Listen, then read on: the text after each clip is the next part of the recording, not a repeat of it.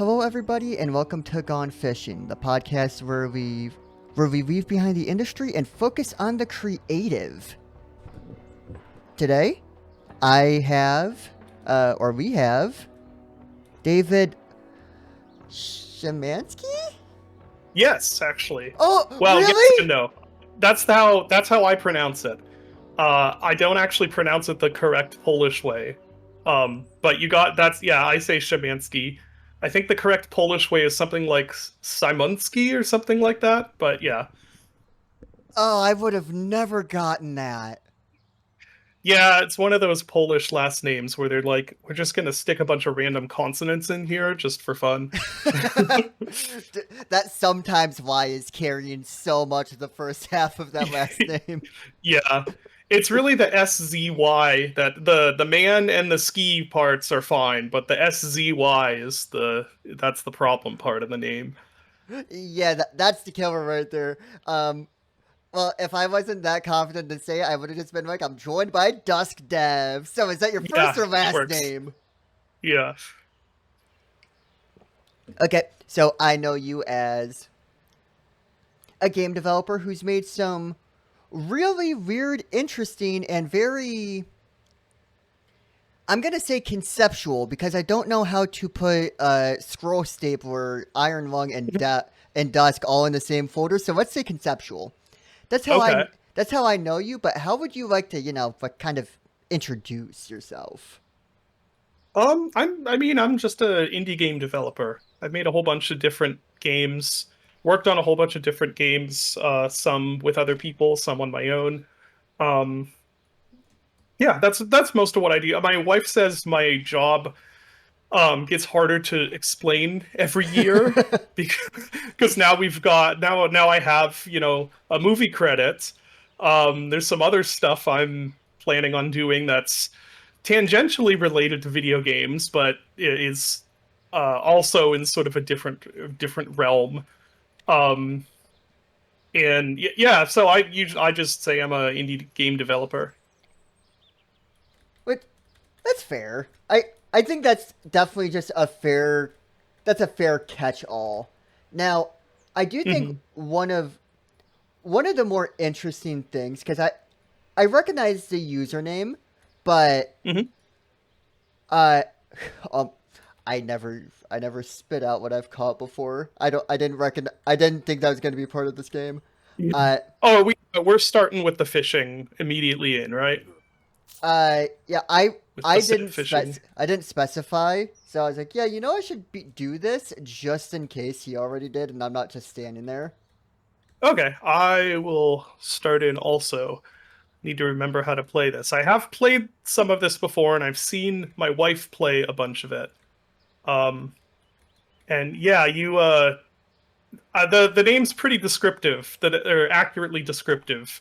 You sip up the water and you fish. Uh, in in my wife's case, she actually was more interested in sipping up all the water.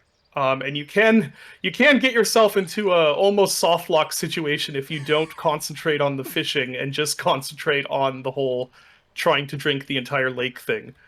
Um, so I will not be making that mistake. But anyway, as you were saying, Uh, so God, Sip Fisher. So I do think there's something interesting. God, that's such an awkward way to say that. So, why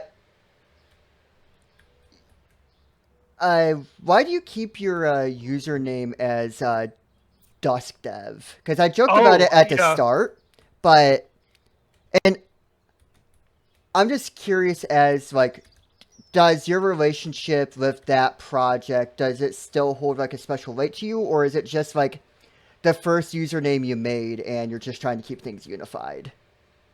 um, I guess kind of a bit of both. It does. Dusk definitely holds a special weight to me. Um, for a lot of reasons. The biggest one probably being that it's the reason I continue to have a career at this point. Um, Also, it was something I was planning and wanting to make for many, many years, since long before I was ever a game developer. Well, anything other than a hobbyist game developer. So it was sort of it was a very big life moment to finally make that. So it is special to me. But also I made the name. So I made the started using the name DuskDev.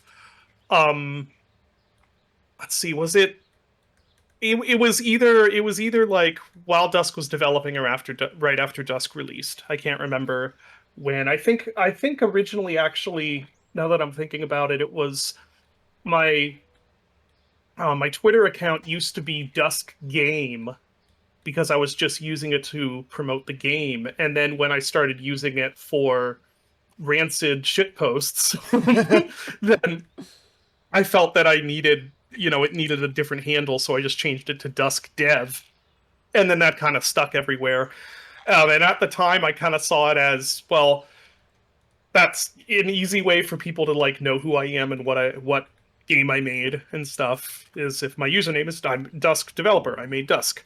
And at the time, I was thinking it's very unlikely that I'm ever going to make anything that popular again. This was before Iron Lung happened.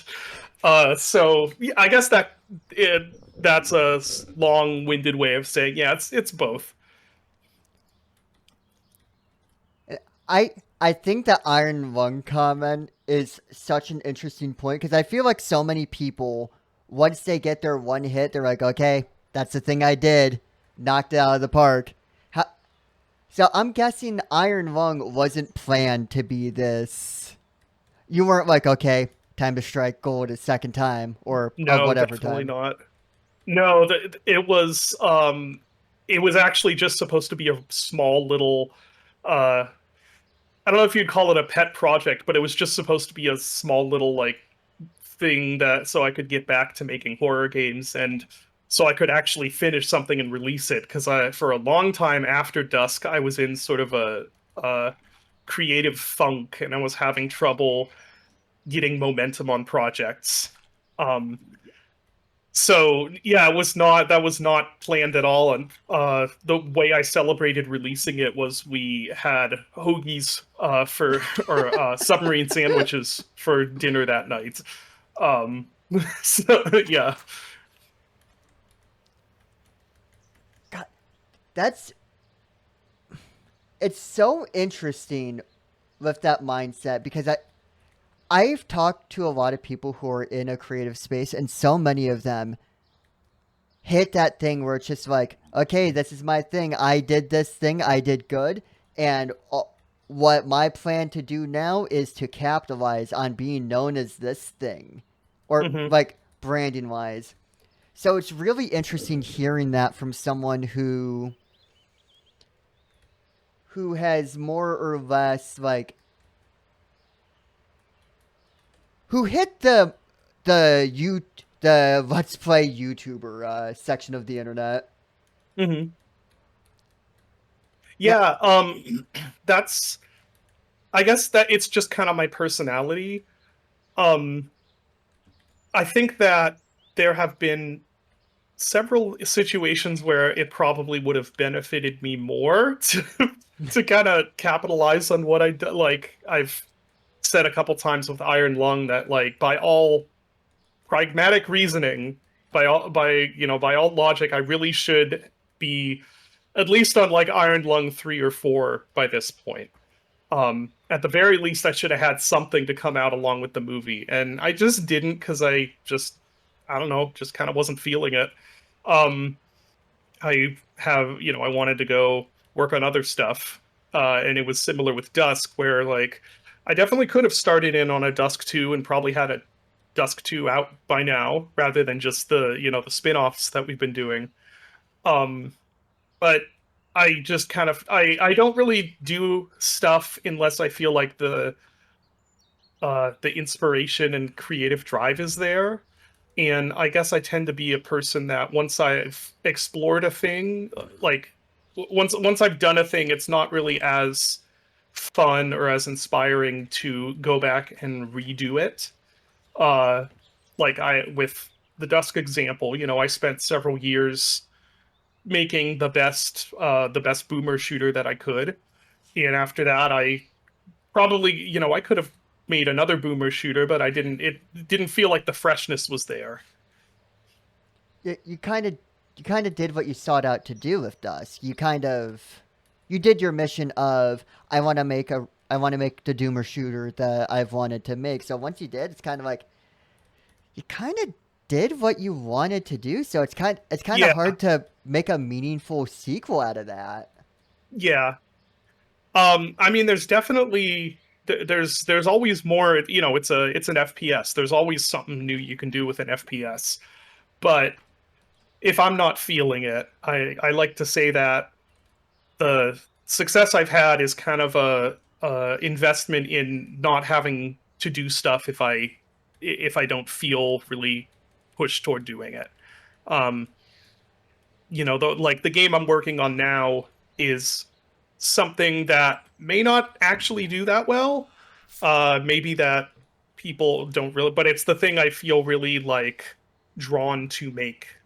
And it was the same with Dusk, where it was something at the time I felt really drawn to make. And that's kind of how that's how I like to do stuff since I have the privilege of being able to do stuff that way. And I think that's like such a good mindset to have, and it's also a good mindset to share, because I I live in a different creative universe where Hmm. it's YouTube, Hmm. and whenever you do anything well on YouTube, you always have a couple people over your shoulder going, "Okay, how are you gonna make another thing like that?" Hmm. And there's that little voice that's like, "I can 100% make something like this again. I proved that I can the first time, but Hmm. do I want to?" Or is the voice in my head telling me, "Oh no, you already proved to yourself you can do this. Try to do something new." Yeah. Yeah, that's kind of how I feel exactly. Um, that is, there are downsides. Uh, one of which being that, as you sort of maybe unintentionally alluded to at the start, I don't really have a very strong personal brand. There are uh, consistencies in the games I make. I tend to be drawn to consistent themes and visuals and stuff, but yeah, I don't really have. I would not say, at least, that I have a very strong personal brand in the sense of like there's a there's a set sort of game that I make and I do it really well, and everyone who's fans of me come for that sort of game. I think the a really good example of that would be Puppet Combo, who has created an entire aesthetic and an entire style that's just that's like associated with their name. When you say like it's a Puppet Combo style game, everyone knows what you're talking about. I don't really have that. And I think that's a downside, that from a just sort of business marketing perspective, that causes some challenges.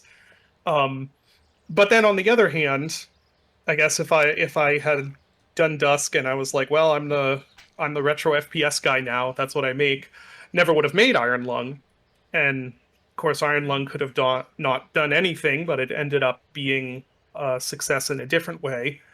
And similarly, I'm not making more Iron Lung right now. I'm going and doing something else, which hopefully will be successful in some way. But I guess we'll see. Yeah, I think the like genuine way that it you'll never know what does well. You can do Hmm. something that's like, I am doing this just to get it out of my head. I'm trying to get the failure out so I can just move on. And it's crazy how often you do something because you think it works and it doesn't work out. And then there's some times where you're just like, I got to get this out of my head. I got to build creative momentum somewhere. Hmm. And then it just explodes. Now,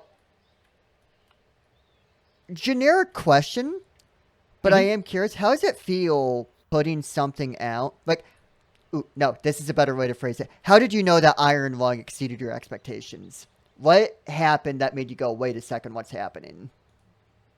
Well, I guess the obviously once the movie started to be a thing, like that was beyond anything I would have planned for. Uh, but before that, really just how it sold. Like my sales expectations for it were at release were pretty pretty minimal. I expected it to sell maybe a few thousand copies, and that would be because it was not a very long project. It was only like a couple of months to make. Um, so I think that would be the first one right there. But then certainly after that, once there was like movie discussions happening and everything, then it was like, oh wow, this is not stuff not stuff I planned for. I wasn't prepped for this. I wasn't prepped for this. Yeah, exactly. So it kind of, you just kind of put it out and it kind of just kept living life. Yeah, yeah. And I kept having to adapt to the new stuff that was happening, like with the whole lore update thing that I did. Um, Originally I'd planned on that being something that had more than like a single update.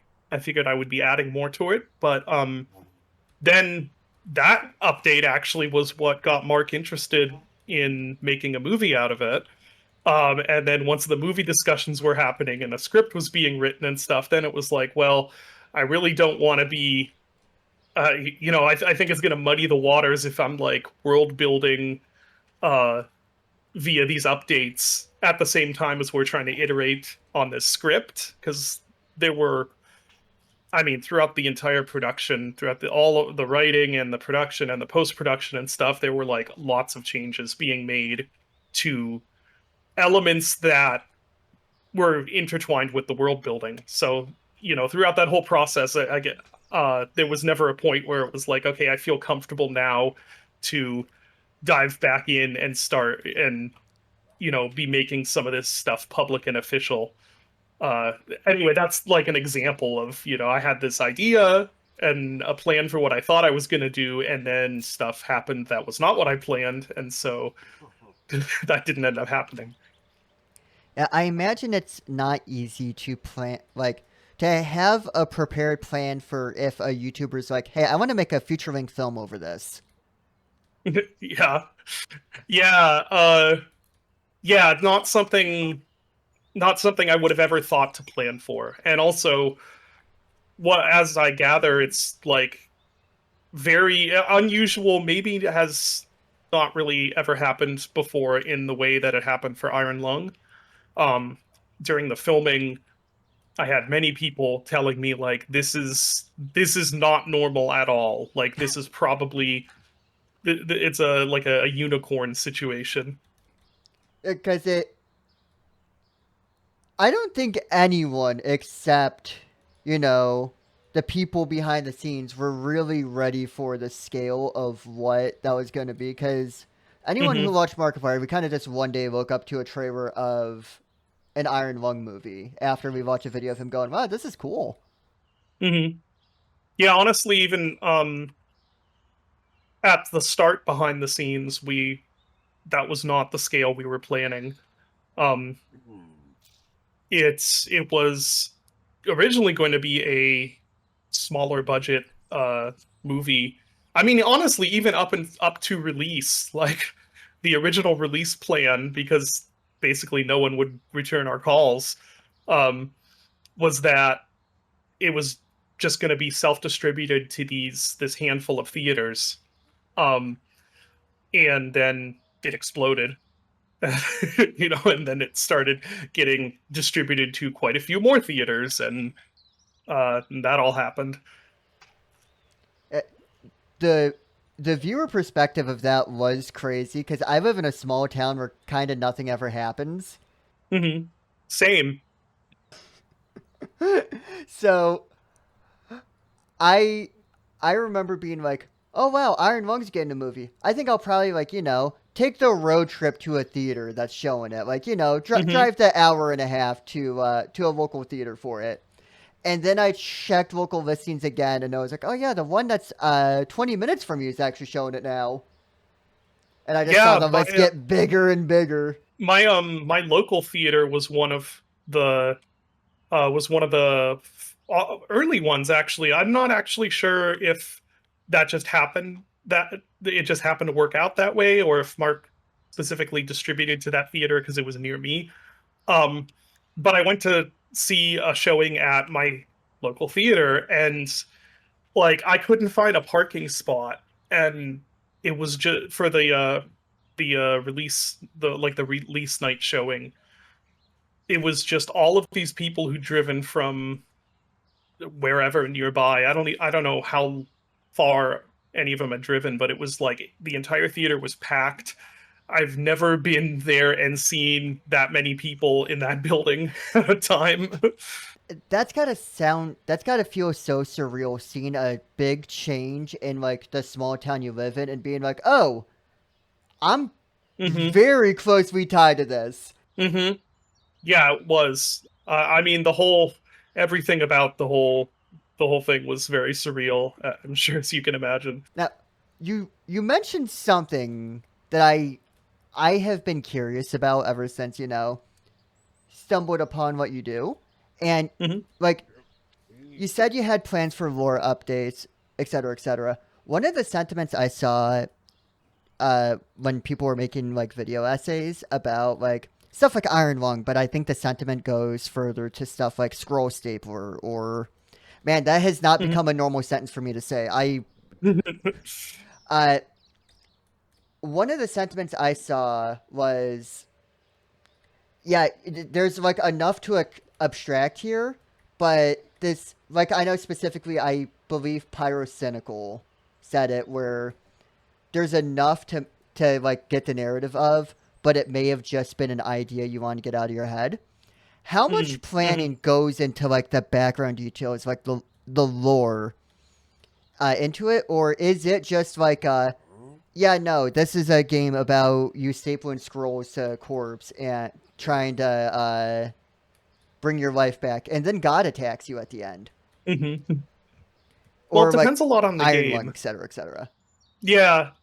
Uh, it depends a lot on the game. I would say for Iron Lung, there was a lot of stuff that like stuff I'd thought about, but wasn't necessarily solidified, if that makes sense.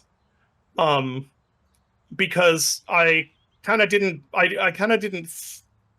make anything, in my head official if it wasn't part of the game. Um, which I get in some ways was maybe good for the movie, but I've actually I've actually kind of course corrected from that on the game I'm making now, um, and I'm doing the opposite. Like I'm putting a lot of thought into the minutia of how this world works and stuff before stuff gets put in before the writing. So yeah, like I said, it kind of depends on the game. So like you there's a lot of like rough ideas of oh yeah here's what this is probably looking like here it like specifically I think Iron Lung is the big one where it's like these details exist as much as they need to and it just so happened that there's stuff that need to be fleshed out like the lore update because Yeah. before the lore update it was kind of like all you really had to go on was what you could infer about those points of interest. Yeah. Yeah.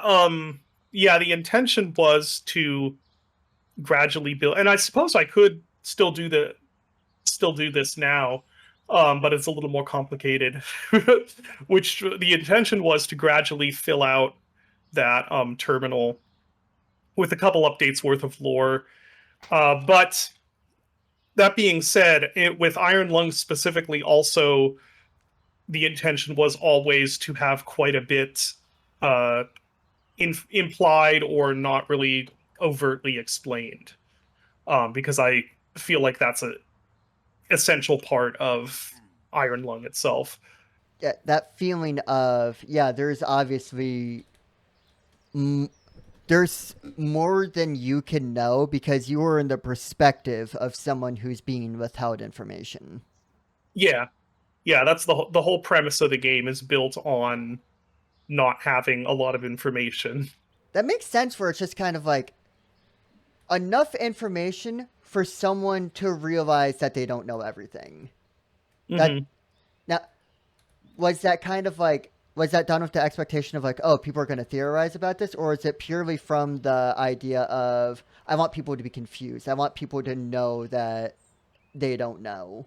Um, I'd say probably for my part, a little more of the latter.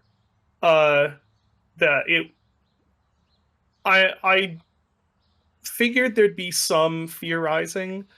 To me, that was not the main that was not like the main goal. It was the main goal was just creating the right vibe, I guess. That uncertainty and mystery was an essential part of the atmosphere I wanted to create.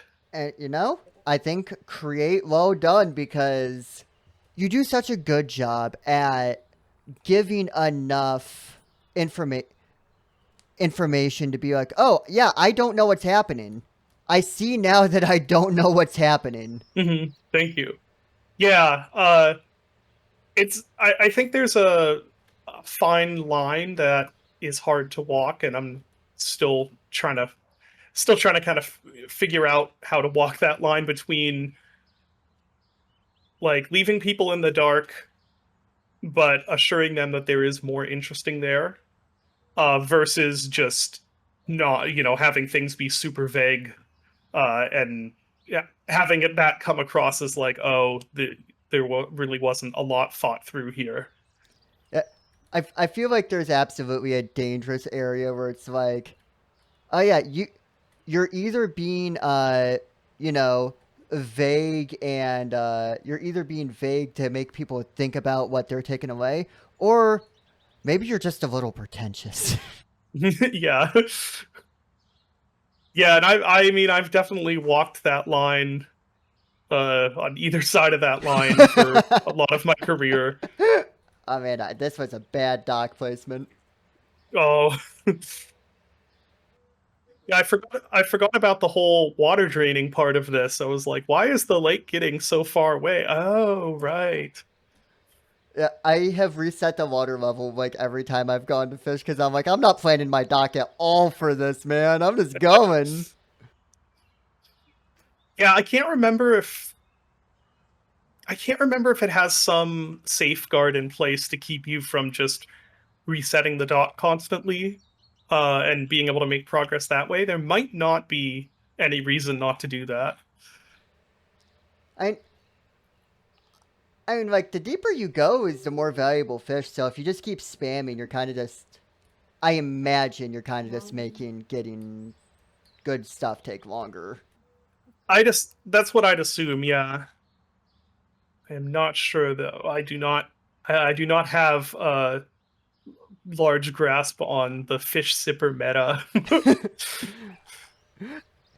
I've been in the lab trying to figure it out. Yeah. We haven't fully gotten a grasp of it. I'm pretty sure getting fish is good.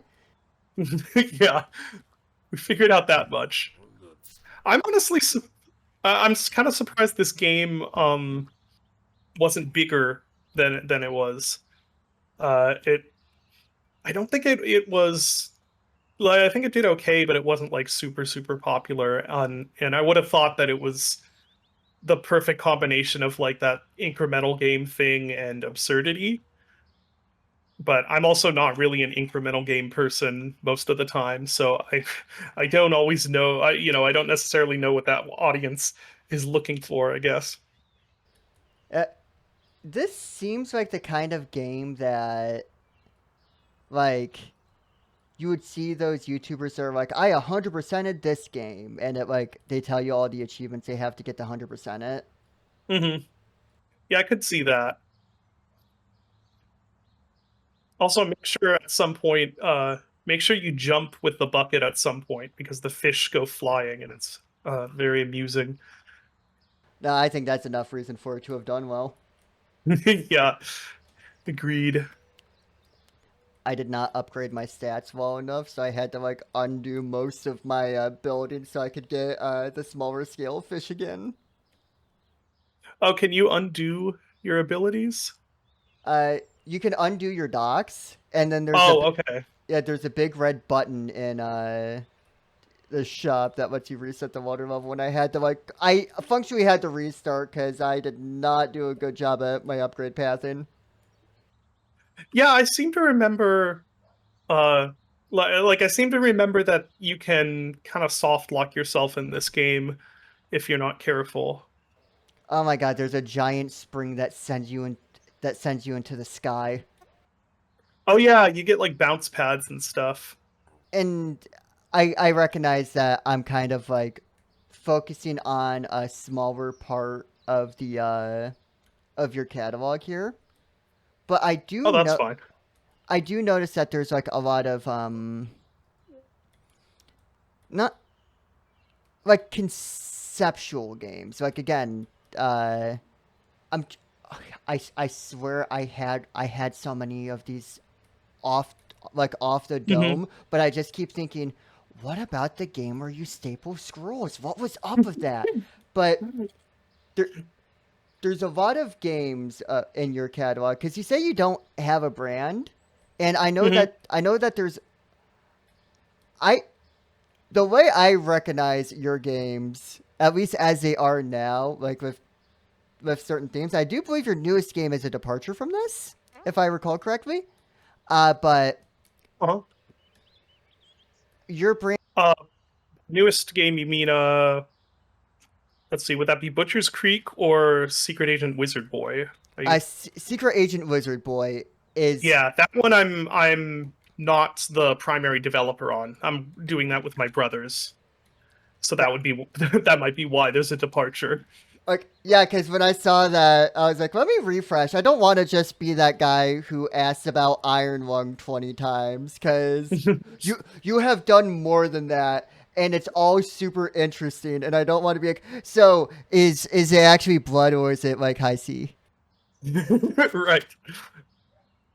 Um, yeah, I sorry, I think you hadn't finished your thought there. What were you saying?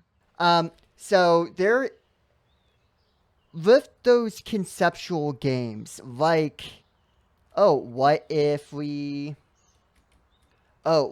you're just at the bottom of the ocean and there's just blood everywhere and we don't know why? Or hey, you are a hunter and et cetera, et cetera. The deal of Pony Hmm. Factory, the deal of Chop Goblins. How do you there's a lot of ideas that feel like you can run with the concept, and Hmm. you can start from you can start from the concept and spread out as much as you want.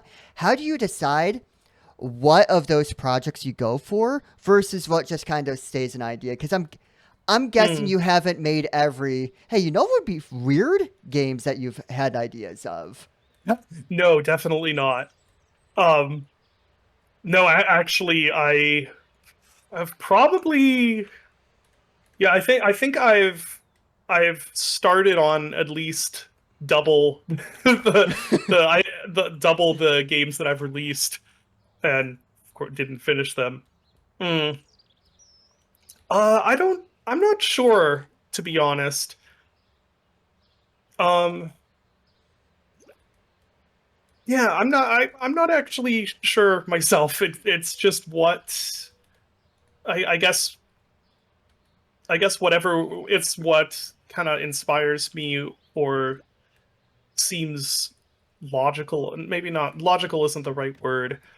Um, I mean, I will say that there are periods where I've had that has been a problem and I've been like, I don't know, which of these ideas to actually be working on. But usually I either make more progress, like I start several ideas and then make more progress on one, and then that one is just like, well, this this seems like I should finish it, or one idea will just stand up out to me more than the others for whatever reason. Like in the case of Pony Factory and Squirrel Stapler also were both done for what were effectively game jams. The DreadX the earlier DreadX collections were basically paid game jams. So in both of those cases, it was just kind of a okay, let's think up the let's think up an idea that will be kind of outlandish and eye catching. Um, but then for something like Iron Lung just was a random idea I had and I wrote it down, and then it just kind of sat there for what, like a few years, I think, until I just happened to get to the point where it was like, what I really want to do right now is make a small indie horror game, and I have this idea, and that particular idea just stood out to me as like, that feels like it'd be really you could do something really interesting with that.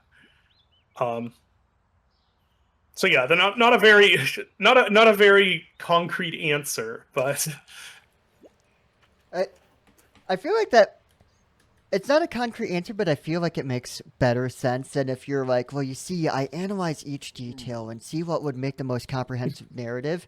Because right. sometimes it's just like I have this idea, but I don't want to make it yet, and then eventually you're looking at your bucket you're looking at your bucket of ideas, you're looking at your bucket Hmm. of fish, and you're trying to figure out which one you want to go for. Yeah, yeah, pretty much. And since this is my job, uh, like, I kind of, I hate saying it this way because I love my job. This is what I would do for fun if it wasn't my job. But since it is my job, I kind of have to keep it going. So when I'm done with one game, then it's like, well, time to start on another game. Which one of these should I do? I keep building off of like one specific dock, and I'm like, man, because I started off with a split, and I'm like, I feel like I'm doing this wrong, but Hmm. I haven't broken the game yet, so it's got to be fine. These rocks are the bane Yeah, of my existence, though. yeah, yeah. They're just there to force you to have to go around them. It's very, very game design sort of game design. How dare this game make me interact with its elements with further I know, thought than right? I wanted? I sometimes think so. Excuse me. There is a bit of a weird conflict of interest that happens with video games, where I guess it kind of happens with any storytelling media. Um, but I don't know. This is probably going to sound really stupid when I say it out loud, but I always just find it weird how you'll be like, we're playing a game because we enjoy playing the game, but our overarching goal is to be done with the game. It's kind of a weird conflict of like, you're playing it because you want to be playing it, but your greater goal in playing the game is to not have to play it. You know what I mean? Yeah, you want to finish. You want to finish the game. Like your goal, you're enjoying playing the game, and if you're lucky, you'll be done playing the game. Yeah, yeah, exactly. It's just kind of odd. And it that does like I understand how that does sound weird, but also I think it makes perfect sense as to why like you see a lot of people that are like, yeah, this is my forever game. This is the game I'm making Hmm. that you never have to stop playing. And unless your name's Minecraft, it doesn't do it. Like it doesn't break the internet because people want to stop. People want to get to the point where they feel like they've seen what a game has. So if you're trying to give Hmm. them more than they can handle, then they're probably just going to say no thanks. Yeah. Sometimes you don't want to be the Golden Corral of video games. Yeah. Is Minecraft the Golden Corral of video games? You know, I don't think so. However, comma, I think that's the funniest thing I can say right now, so I want to say yes purely because it Yeah. sounds really funny to say. I don't know if you're a Riff Tracks viewer, but one of their recurring jokes is someone in a movie will say, I don't know, like, something like you're gonna, it'll make you vomit and blah blah, and they'll be like, Golden Corral's new slogan. I, when when I was planning for this episode, I wasn't Mhm, thinking that Golden Corral was going to be a topic, but you know what? I don't know when I will ever make anything where I can say my thoughts on Golden Corral. I believe it mhm. was for my 24th birthday. Me and my friend group, we went to a convention because there was like an anime convention that like landed perfectly on there, and Okay. we got there a day early. So we're like, okay, so what should my birthday meal be? And we all couldn't decide on a place. And it's like, let's just go to Golden Corral. It theoretically has everything. And let me tell you, when literally nothing there was good, it like I am not a superstitious person, but I thought I caused a bad omen for that being my quote unquote birthday meal. I think that scientists really need to be looking at what the taco meat's made out of because it's not meat. There's no way that came from an animal. I'm trying to remember the last time I ate at Golden Corral. It's Maybe it'll I give don't you know, inspiration for your next maybe horror when I game. was yeah, maybe when I was a kid. Because I can't eat there now because I have celiac, so I can't eat like stuff that's been cross contaminated with gluten.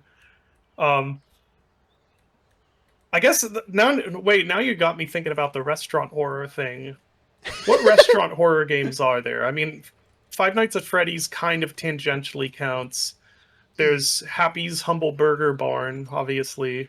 There's how many games has Chilla made set in a restaurant? At least one or two. Or there's one set in a coffee shop, I think I'm thinking of. Yeah, I know Are there there other is. ones? Have There's you? that section in Spookie's House of Jump Scare, or We went to the same Spookie's Jump place. We Scare went to the same Mansion. place. I was about to. It's like Yeah. 4900 with like the Burger Demon. Yeah, yeah. Oh, ball. Yeah. Excuse me. Yeah, now is that all of them? I Probably not all of them. That's the only ones I can think of. Maybe there is untapped potential there for restaurant horror because that's not that many games. like. I feel like if Yeah, because I feel like a lot of times if there's going to be a horror scene with food, they kind of put it somewhere else. Or if there is a horror situation that takes place in like a common public place, they normally put you Hmm. somewhere different, like a liminal space, or maybe like I don't know. I kind of got Yeah. stuck on the idea of calling it liminal, but I can't Hmm. tell you a time. I can't tell you a game that's like, yes, this is my horror restaurant game. I think it has Yeah. interesting implications.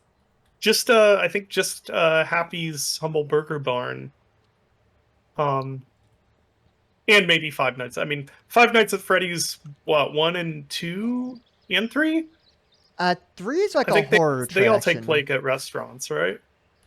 One and two do, and then I think Five Nights at Freddy's five does. But Okay.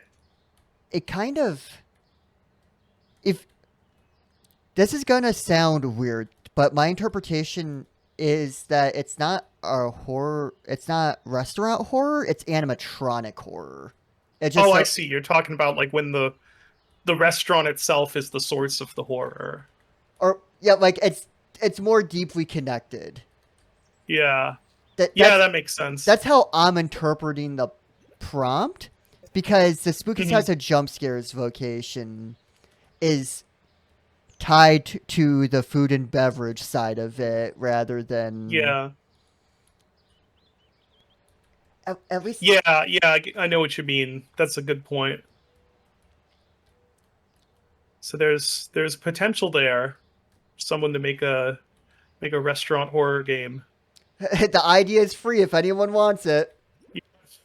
I'm not making it because then I would No, have to do I'd have to do research at Golden Corral and I'm not going to put myself through that. yeah. You're not mentally prepared for the the trials of the research. I'm not strong enough. Someone else can have that obviously multi-million-dollar idea. It's not worth. Yeah, You can't pay me enough. yeah. Now, I like the idea of a joke where you're pitching a horror game and you just see how long you can describe Golden Corral until someone tells you, like, hey, this doesn't sound like a horror game. It's how long can you describe Golden Corral before someone recognizes it as Golden Corral? Could probably go for a while, honestly. Yeah, I feel like all you have to really do is, like, invoke liminal imagery with it. Like, Hmm. imagine a buffet, but instead of, like, a few rows, it stretches endlessly, and Yeah. there's no like theming to it where you'll see fish at one table and then taco ingredients on another, but everything tastes exactly the same, and you don't know if time stopped, your sense of taste has stopped, or there's something deeply wrong. That's pretty good. You got so just this sounds a little this sounds off topic, but what generation are you? Are Uh, you millennial or Gen Z? I am Gen Z. I am. Okay, because I think Gen Z is predispositioned to the liminal horror stuff. It's just it's in you guys' DNA. You just know like you just came out with that the liminal horror description of Golden Corral. That's not something a millennial does. We don't have that in that the liminal horror instincts. You got to be born in in a certain year to make back rooms Yeah, Golden Corral, man. yeah. Liminal horror Golden Corral. I do wonder about. I'm sure there's been plenty of writing about this that I could go read if I weren't lazy, but I do wonder about like what's the source of the liminal horror fascination. Not that I don't think it's interesting. Like it is, it's an interesting aesthetic, but it's just interesting how it like draws on this feeling that we've all had. Like I wouldn't say that I'm that into liminal horror as a genre, but there's parts of it that really like call out to me. And I that one game Pools, the one that's just about pool rooms. I played that and thought it was really cool. And I was just thinking about how like how is it that we all have this same like this same association with like with public pools. I don't know if I how to quite explain it, but it's like we've all we've all like latched on to this public pools are kind of creepy and like surreal. And I'm not and we all have a very kind of vivid association with that, and just like why do we all have that? It's kind of interesting. There's a video essay YouTuber named Super Eye Patch Wolf who made a Hmm. video on liminal spaces that I think is really good. I would recommend. I could send you a link if you want. But Hmm. the Could the, be the interesting, yeah. yeah the like low of it, like, to go really fast with the description.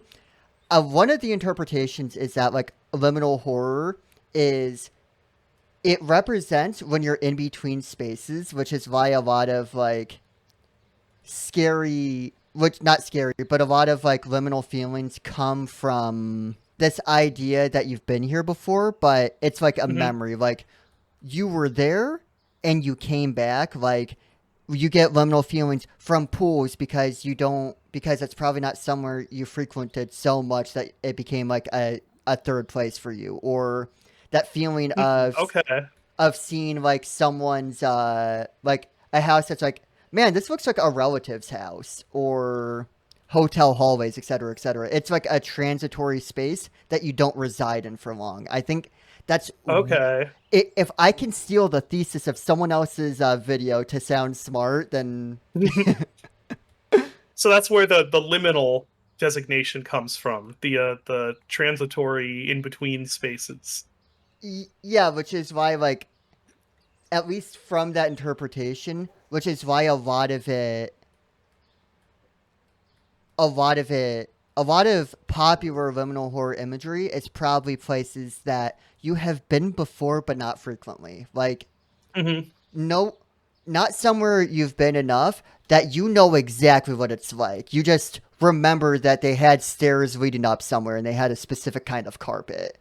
And Okay. you see those Yeah. images and it's almost like your brain is kind of connecting the memory, but you don't have enough memory and the picture doesn't have enough information to confirm or deny that.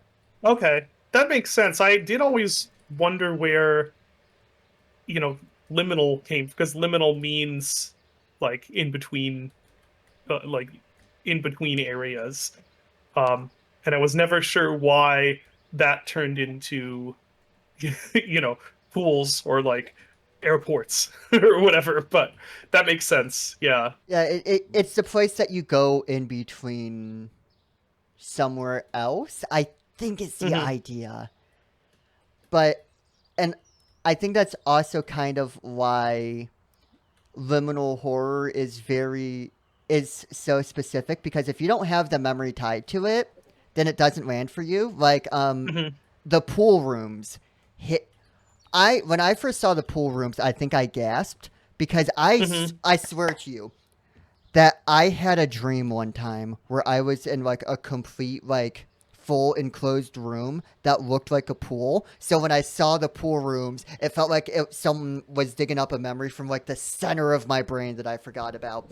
Yeah, that's kind of how I felt about them also. Like I said, I'm not like that big into it as a genre, but the pool rooms specifically like very have a very visceral, tangible effect on me. Um, so similar to what you're describing. Uh, I'm I'm not crazy about like the whole liminal stuff either because I feel like it doesn't hit as often as it does for other people, but those pool rooms Hmm. specifically get me, man. Yeah, yeah, that's exactly how I feel about it. I feel like sometimes it falls into like, oh, okay, you just made sort of a stark space. So it's like a stark, everyday public space, and that's not always gonna. That's not, to me. That doesn't always read creepy. Sometimes that just reads like, oh, okay, it's a stark public space. Like I'll be you got me. That's an empty room right there that has space for people to Right. be in it. Wonder what the next. May I mean, there's no real like distinctive lines between trends. You know, one blurs into the other, but I do wonder what the next thing, because liminal horror, I feel like we're at the end of that being kind of the zeitgeist. Um, I'm not sure what is now though. Someone who is a lot more knowledgeable of horror as a grand overarching thing would probably know, you know, what's like the current trend that's happening. Yeah, what's like building up momentum right now before we see Yeah. an animation by someone who's more talented than I'll ever be. But yeah, I do agree with you. I do think that backrooms. I think it's not like falling off isn't the word I want to use, but it's the only word that's coming to mind. Hmm. Where I think it's gotten to the point where to stand out with backrooms content, it's not an everyman deal anymore. It's either someone who's exceptionally talented or it's like big production companies that are doing it now. Hmm. Yeah. Yeah, I agree for sure. While the backrooms movie is, cool, I think it kind of marks the end of yeah, this is what people are doing right now because at a certain point it feels like you're just kind of making a smaller budget version of something that exists in a big budget, and also people just kind of get tired of stuff like that's just the way of the internet. But Yeah. what would you say was before the backrooms comparatively? Like, Oh man. Um, would it be mascot horror? Like, was that the thing before liminal spaces? hmm. Let me think back. So, whoa, my game just crashed out of nowhere. Okay. Well, back in we go. Get back to sipping. um, yep. Uh, let's see. So creepypastas, I think, were kind of in game. I'm gonna have to talk about just in gaming because that's really the only area that I feel like I have any, some sort of knowledge on.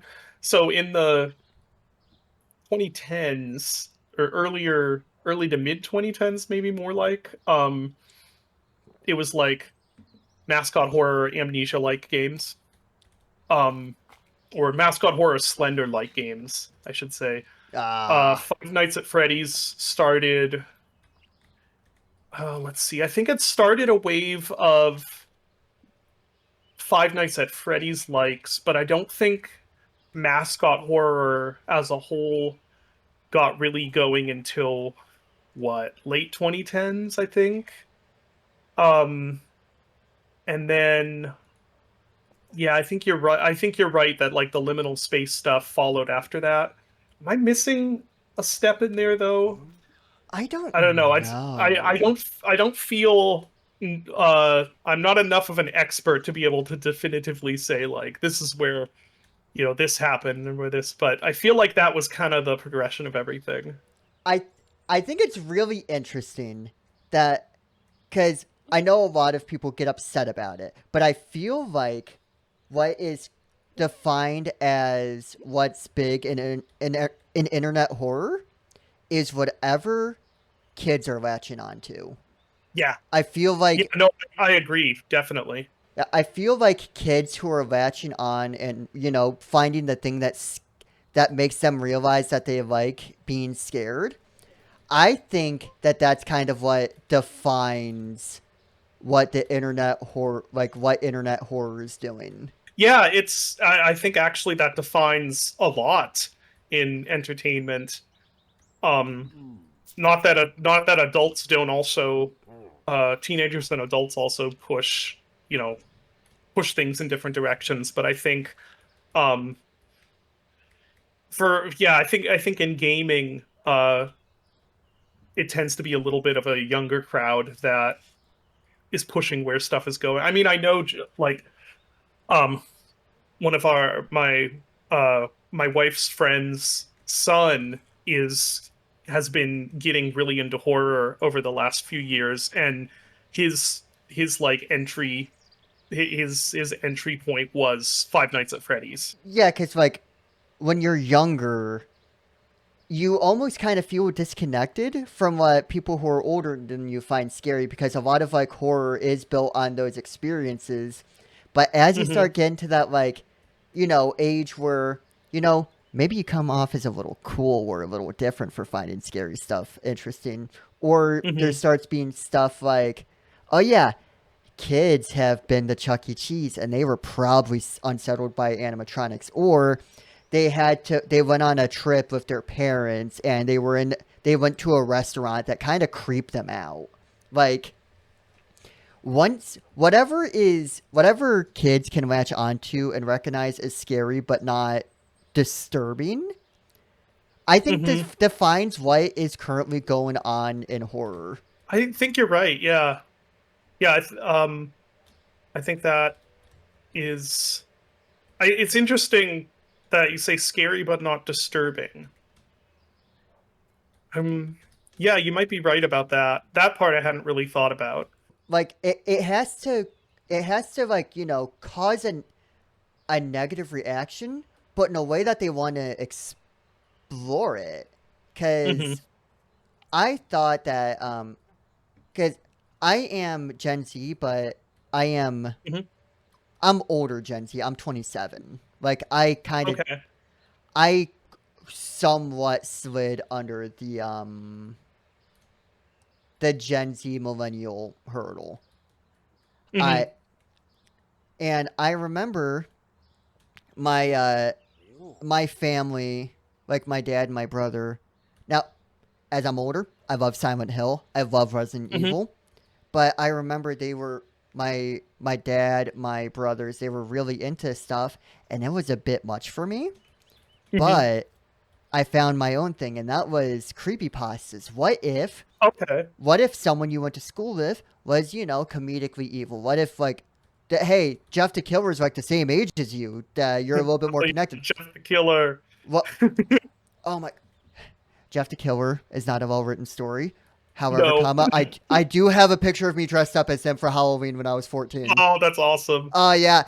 So fondness for Jeff the Killer because I was just getting into um I was like my career as a horror game developer was just starting off kind of in that time when the creepypasta horror games were the big thing. And Jeff the Killer was just the most hilarious one because it's like it was never good. There were never any good Jeff the Killer No, games. It's no. like so you'd watch, like John Wolfe or someone play like, hey, all right, I found another Jeff the Killer game, and it's like, okay, which Jeff the Killer model is it going to use? Anyway, what were you saying? I remember watching the PewDiePie Jeff the Killer game, and Jeff the Killer is literally just a cube with a PNG on it. Oh, that's fantastic. Oh, and here's the thing: 14-year-old me was like, "This might be the best horror game of all time." Yeah. I think this is making motions right here, but yeah, it's that. I think there's that feeling of you feel like you're not a kid anymore because you're liking horror, but you found horror Mhm. that isn't too much for you. It's not making you tackle topics that you're not ready for. Mhm. And I think that because like creepypasta, and I I stand firm on saying Slenderman predates creepypasta. I keep them in separate categories in my head. Oh yeah. Uh, I consider Slenderman more of an urban legend than a creepypasta. And if you ask me, like, Okay. okay, define the difference, I'm saying I don't know, but they they they, they just feel different, man. I don't know what to tell you. Uh, Does it predate a lot of that stuff? I don't actually know. I mean, I know a little bit of the history of Slenderman. It originated in those photos, like the right. yeah, Um, it was like this. I think it was like a something awful photography competition oh, where was it something awful? Okay, I thought it it was 4chan for some reason. I Backrooms is 4chan. I want to say Okay, Slenderman was something awful, but I am open to being wrong. that makes sense. The timing would make sense there because that was around when something awful was like a big site, right? Yeah, it was like 2009 ish. Okay. I want to say, if if anyone is if anyone's like, oh no, that's not right. I am so open to be not telling you what's real right now. Like I fully acknowledge that I might be off base. Yeah, I have a really difficult time with dates, so I'm always with like the timing of stuff. So I'm always forgetting like, oh, when exactly did that happen? Was that before this or? I have what I call a coin toss memory, where I will Mhm. either remember everything about it to the point where it is a little concerning that I have it off top of my head, or I have no idea what you're talking about. Mm. You can show me a picture of you explaining it to me, and I'm like, is that me? Uh, but yeah, with the creepypasta stuff, I think it was special on the grounds of felt like it was horror for us because as like a Mhm. 14-year-old, I don't know what it's. I can't imagine what it's like being in a saw trap, but I can Uh-huh. comprehend if my copy of Sonic the Hedgehog has turned evil.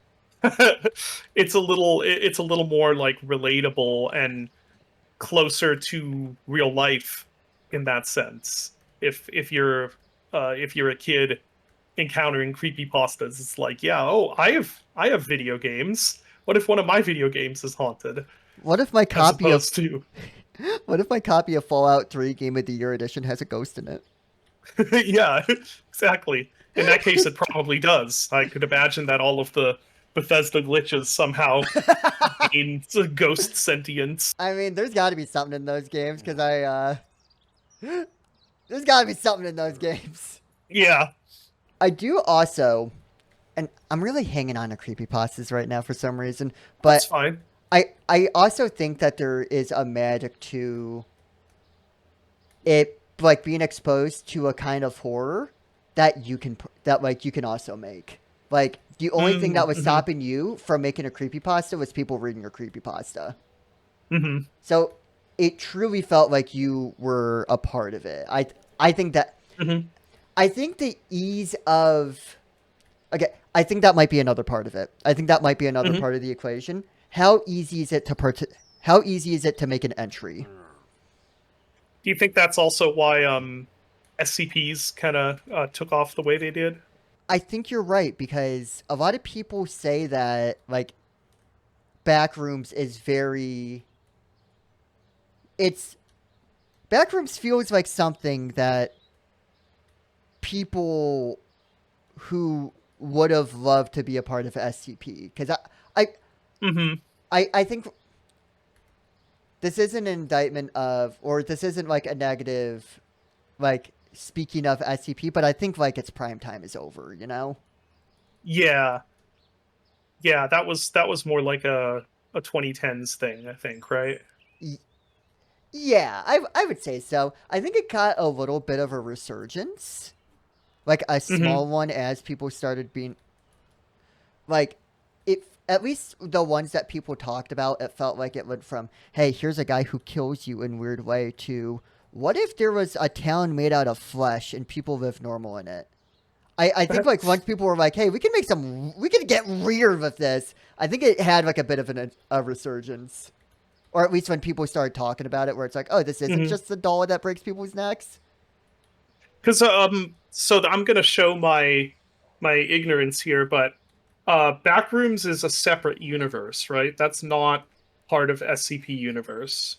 Yeah, Or am I wrong about that? it's a part of. There might be something somewhere where someone tried to merge them, but Mm-hmm. in terms of pure intention, it is a separate thing. Like the Backrooms wiki and the SCP wiki, like the Backrooms has its own culture with the different Mm-hmm. floors and a different way to navigate those floors and who navigates the floors. Yeah, that makes sense. Backrooms has always kind of frustrated me because um I think that the initial post is really good and is a perfect example of like minimalist horror. I think that the instant it becomes something with defined rules and like defined threats, it loses a lot of the mystique for me. Like for me, the whole like, oh yeah, there's like different levels to the back rooms, and there's like this entity on this level, and it's just like, I'm not interested anymore. And when it was just like, yeah, you get teleported back into the scary moist carpet buzzing fluorescent light dimension. I thought that was pretty cool. Uh, to like actually loop it back around to the fact that this was like asking you questions, I feel Oh like yeah. yeah, no, you're fine. Here's the thing: I took it to Golden Corral and we went from there, man. We're just gone from there. Started at Golden Corral, and I don't know Uh, how we ended up here, but hey, common story. this goes into my stance on Golden Corral being liminal horror because we never came back from Golden Corral. Yeah, that's true. We can't escape it. You will have the most flavorless fried chicken you've ever had. They told you it was fresh, but there's no way that this chicken died this year. But I think I think it's so interesting that you bring up it like the more defined the backrooms gets, the like less scary it gets. Because I Mhm, think that is the line that we talked about of how much mhm, information do you give to stoke curiosity but make people think about it. Like if mhm, I like I think Iron Lung very interesting conceptually. Like conceptually, it's such an mhm. interesting idea. It's such an interesting game. The jump scare got me, and I still haven't forgiven you for that. But That's fair. oh yeah, you had me leaning into the monitor trying to make sure I got the right picture. Oh, Yep, that was the idea. I'm taking you to Golden Corral for that, man. That's it. Pack your bags. We're going to Golden Corral. Yeah, oh no, how fate worse than death. Oh yeah, really. Yeah, I feel so conflicted about the game's ending at this point because like on I felt like I had to do that because well, first of all, I thought the original ending I had planned was going to be like you actually get lifted up, like you're getting lifted back up, as the sub is getting flooded and the oxygen is ticking down and stuff, and then you actually survive. It was going to be like the top gets opened up and then the game cuts to black, basically.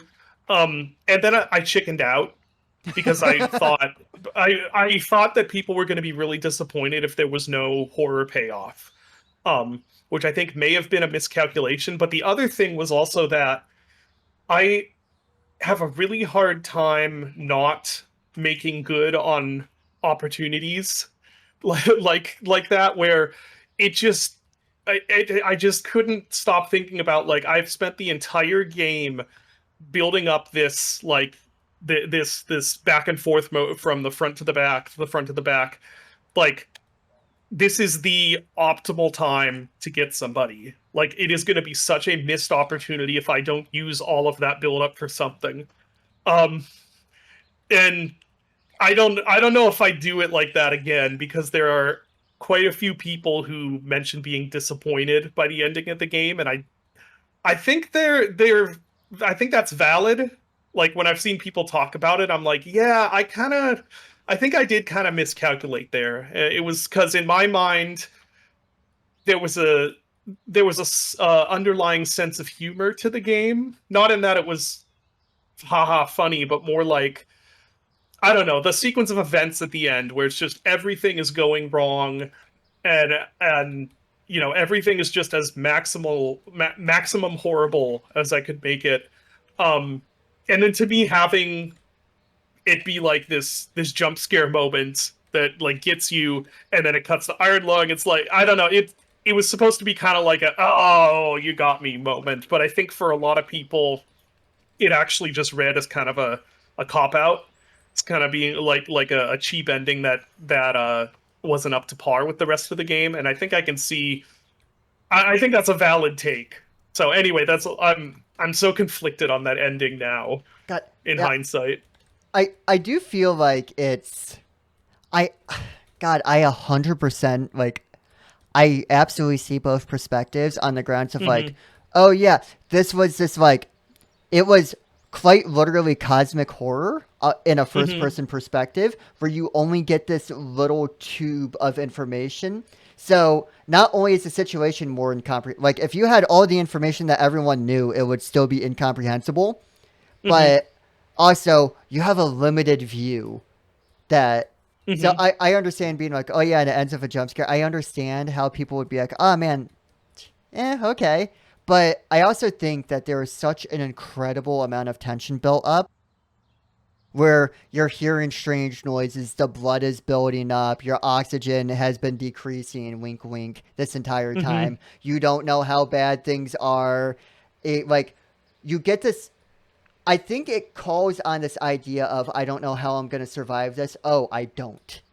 Hmm. Like, I think at least paying off that tension is what ends it with a flourish. Where if it was, it makes the tension lead somewhere as opposed to the tension just kind of existing and then relieve. Yeah, exactly. That's exactly what my fear was like I build up all this tension with a lot of really simple tricks.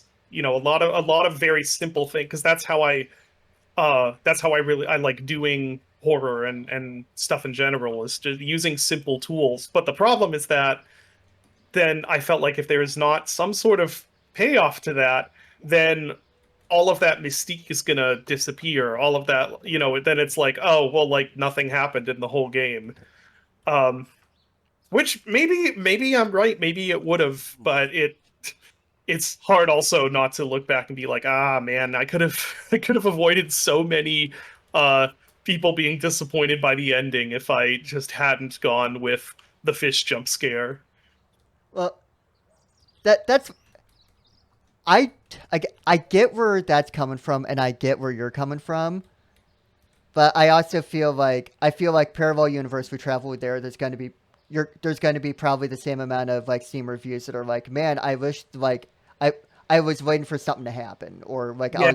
I was I think like I I understand the thought process, but I feel like it's the parallel version of you that ended it on the relieving note is like, man, I should have just had that jump scare. That would have showed him. Yeah. Oh, you didn't want to be relieved? Okay. Yeah, that's very, very likely.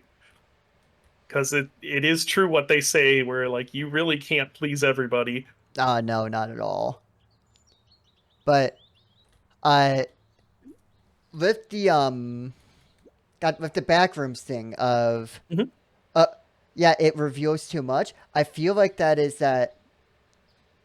you pointing that out. I think because we talked about earlier, uh, having that line of enough to make people think about it, but not enough to confuse them, not enough to Mhm. satisfy them, enough to think about it. I think Backrooms is like far deep in that other side where it's like, actually, we do know what the backrooms are, and we know how to survive them, and we know what you eat and Mhm. drink in there, and we know that what the monsters are. I feel like there's too much information because I think a lot of Mhm. horror comes from the unknown. So the more you explain, the more you can satisfy that curiosity. I think some of it gets lost. I feel like the Mhm. explanation you lose the horror because it becomes comprehensible. Yeah. Yeah, I agree. It's a fine line to walk, because like you have to have it be comprehensible enough so people know what that they should be scared, and but then if you explain, it's so some of the greatest horror, you know we as people have ever created suffers from this. Like, The Thing is one of the most perfect horror movies ever made, and it's still, the monster isn't really that scary at the end, when it's a giant monster, with this giant mutant monster thing. It's a lot scarier at the beginning when you don't really know what it is. Yeah, and I need to sell this fish. I think there's something that like people say where it's like the audience's imagination is going to come up with something more terrifying than you can. They are going to Hmm. what they think is and I think that's also I don't know how much ball knowledge you have on Five Nights at Freddy's, but I was actually thinking about this last Hmm. night where I feel like Five Nights at Freddy's has lost a lot of its horror and it's Hmm. appealing to kids more, which is fine. Kids are allowed to have stuff that like Yeah. I I I don't think it's the worst thing in the world that Five Nights at Freddy's turned for kids because you know what? Like, let them have something, and it also kind of keeps them in a safer Yeah. place. Like, let's not let them wander into Terrifier 3. You know, like Right. let's keep them with the scary bear. But Yeah. They can have Freddy Fazbear. We could Art the Clown. yeah, yeah, and you know what? We can meet in the middle of Dead by Daylight. Yeah. Uh, actually, no, Art the Clown isn't in Dead by Daylight, and that upsets me. But Oh, he's not? he's not. He's in Fortnite. That's that's really surprising. I feel like everyone is in Dead by Daylight. Yeah, Springtrap is in Dead by Daylight, and Art the Clown's in Fortnite Battle Royale. That's weird. Fortnite is a weird choice for Art the Clown to be in.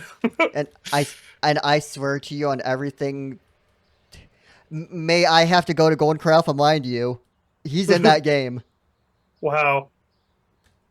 That's so strange. But I feel like Five Nights at Freddy's lost a lot of its horror the more it kept explaining things to a point where it's like we're learning about the corporate culture that went into the development of Freddy Fazbear's Pizza. When Right. Yeah. originally it was the original mystery was like there were kids that were killed in this restaurant. What happened? Who's the killer? And why are these animatronics like aggressive? And now, Hmm. and we got that answer. We have the names of the kids. We know when they were killed. Uh, we know, we know who they were, and we know who killed them. Hmm. And then it was like, okay, but why did he kill them? And where did he kill them? And what happened here? And I feel like it was losing more and more horror because it went from, yeah, someone killed these kids in a place that is meant for kids. Man, I really hope age restriction doesn't catch that sentence. But Yeah. someone unalived these kids in a place that where they're supposed to be safe. Why would they do that? And then now the narrative is, oh yes, William Afton realized that there is a magic sauce in the souls of kids that he can put in animatronics that makes them come alive. And so Oh he my did gosh. that to bring his child back to life. And it had these effects. And it's like, it's not as scary anymore because you unmasked the monster. Like, Yeah. I I know too much about the world now for it to be scary. And you also kind of turned. It was never not sci-fi, but I feel like we Hmm. went a little too far into it. But again, it's better for the kids to have this than Terrifier. Yeah. I'm excuse me. My probably unpopular opinion is that I actually thought it was better when there was no lore and it was just, yeah, so the animatronics sometimes move around and they might think that you're an animatronic and stuff you in a suit. Like, I thought that was funny and entertaining, but then when it turned into like a bunch of lore, it's like, oh, there's all of these like important reasons why everything happens. Like, oh, but it's not as funny anymore. Yeah, I preferred it when the animatronics tended to get a bit quirky at night. Yeah, yeah, pretty much. But as you say, like I think also it's okay for the kids to have something. It's it's kind of nice to have that bridge, if a kid is interested in horror, to have those bridges rather than them just, well, back when I was a kid, it would be jumping right to Nightmare on Elm Street or Friday the 13th, but now it'd be like jumping right to Terrifier. Or I don't know what is Terrifier's the easy choice for like what's the new equivalent to like Five Nights at Freddy's. Obviously or not Five Nights at Freddy's. Sorry, Friday the 13th is obviously Terrifier. It's Uh, just a new slasher with a ton of gore. and I feel like, and this may be where I lack ball knowledge, but I feel like Art the Clown is the first time like it's the first time in a long time that a new slasher has like gotten pop culture relevance to this I think scale. you're right. Because Yeah, I feel like we've been living in a post Michael Myers, post Jason, post Freddy. Freddy. Yeah, Freddy. Yeah, I was trying to think of last name, and I thought Fazbear and Mercury, and I was like, it's neither of those. Uh, Krueger. Freddy Krueger. Freddy Krueger. It is not Yeah. Freddy Fazbear. But yeah, we have like when it comes to slashers, they've been kind of going back there a lot. So I feel like Art the Clown's the first time that we've gotten a new slasher, at least to this level. I'm sure there's a lot of people who live and breathe the horror scene Hmm. that know a lot more than me. But I think Art the Clown's the first slasher to get to this level on the grounds that I've heard of him. Hmm. Yeah, I think you're right about that. Let's see. I mean, there was before Terrifier, there was Hatchet. I am a Hatchet stan. Um, but that was never immensely popular. Um, I'm not familiar. oh, it's basically Terrifier. The difference is Hatchet is a little more comedy. It's a little more kind of over the top and ridiculous, whereas Terrifier is ridiculous too, but it's also like, oh, there's a guy getting, you know, chainsaw up the butt. And Hatchet is a little more like, oh, look at this goofy, look at this cool practical prosthetic. I guess Terrifier's like that too. It's a minor distinction. Basically, it was Terrifier back in the 2000s, mid 2000s. I see. Yeah, I'm not familiar. Okay, yeah, I've made my doc long enough where I see now why we have bouncies.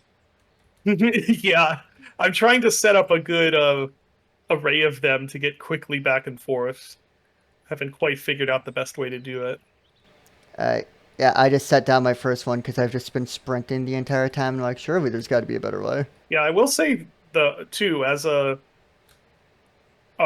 bit of a casual slasher fan. As much as I'm not really a Terrifier guy, Terrifier's a little more toward um you know, a little more like something like Hostel uh than Friday the 13th to me. But that character is a very good like Art himself is a very good slasher character. Yeah, yeah. I think the secret sauce to slashers is make make someone who's evil enough to want to lose, but entertaining enough to want to watch. Yeah. Yeah, well, they have to have some, well, maybe not have to. Like Michael Myers is a complete non-character, but I feel like there has to be some sort of charisma there. Like that's part of why Friday the 13th is an enjoyable time, even though most of the movies are garbage.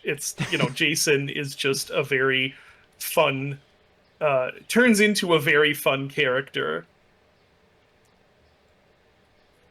Especially, and I will defend, well, maybe not too loudly. I will defend parts of Jason Takes Manhattan. Parts of it, not the whole movie, but parts of that movie are great. I respect that, but I was hoping you're gonna say like, Jason X, them going into space, underrated, really.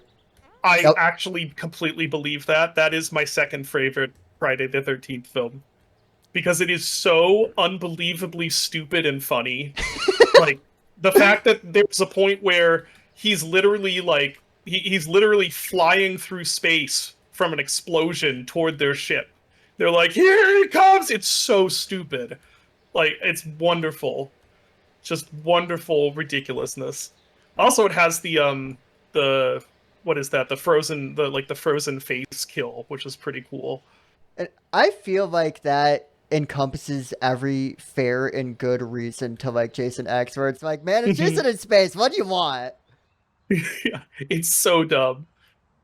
The fact that he well, I don't we can't we shouldn't get into advertiser unfriendly topics, but like yeah, I love that movie. My favorite one is the obvious choice, which is Jason Lives, because it's like the best one by a huge margin. Although I guess some people would say part 4, right? I think that's a popular one to like. I feel like it's usually someone's favorite Friday the 13th film is either going to be Part 4 or Jason Lives. That sounds about right. I don't know. I know of Jason, and I've heard people talk about Jason. When I watched Jason Hmm. movies, I was too young to like be focusing on parts other than wow. I think I'm gonna have a panic attack. Does Jason want to kill me? Uh, Yeah. but I have heard the sentiment, and I am open to hearing about how like why that is. I will give like I will let you know that I'm more worried about age restriction than I am any form of demonetization because the Mm, channel that this is on has 13 subscribers. okay. So at least we are in the early stages where I'm not worried about it. I'm I think it's fine. Yeah. I talked about kids getting killed in Chuck E. Cheese. I think Yeah. I think we're past it. Okay. Good to know. Yeah, that was those were the horror icons when I was a kid growing up. It was like Jason, Freddy, Michael Myers, mostly Jason. That was see, I was an extremely sensitive little kid. I never watched any horror movies until I was an adult actually. Um which is kind of funny given the trajectory of my career. That's God, that's so interesting. And I feel like a lot of horror creators Now, this is me making assumptions, but I feel like a lot of horror creators come from a similar spot, and I think it comes from the grounds of like, okay, who did horror affect the most? The people who thought it was cool, or the people who dreamed about it? Yeah, I that's why I kind of I theorize at least that one of the reasons that I'm drawn more to um less overt horror, horror more of suggestion than of literalism is because like that's what scared me as a kid. It wasn't watching horror movies, it was like hearing them described or like laying in bed at night with the windows open and hearing something outside and not knowing what it was, or that's the stuff that scared me because I didn't watch the horror movies. Yeah, you're kind of left to imagine what they were like, as opposed to seeing Jason in an explosion in space. Yeah, and it turns out what I was imagining was actually a lot worse than what they were like. It's like, like especially Friday the 13th where they were just butchered by the MPAA. Uh, which part is it? Is that part six? No, not that's Jason Lives. Seven, maybe? I don't know. There's one of them where it's like it it is very, very close to being a PG-13 because they were told to cut out basically all of the gore. Anyway, I can talk at length about Friday the 13th, but we don't need to keep doing that. I, I am perfectly open and down to talk about whatever, because I, I didn't know. I didn't like. I knew of Jason, and if I wanted to sound cool in school, I'd be like, "Yeah, I know who Jason is. Yeah, it doesn't scare me." hmm But yeah, no, I did not. Again, creepypasta was the first time I felt comfortable with horror.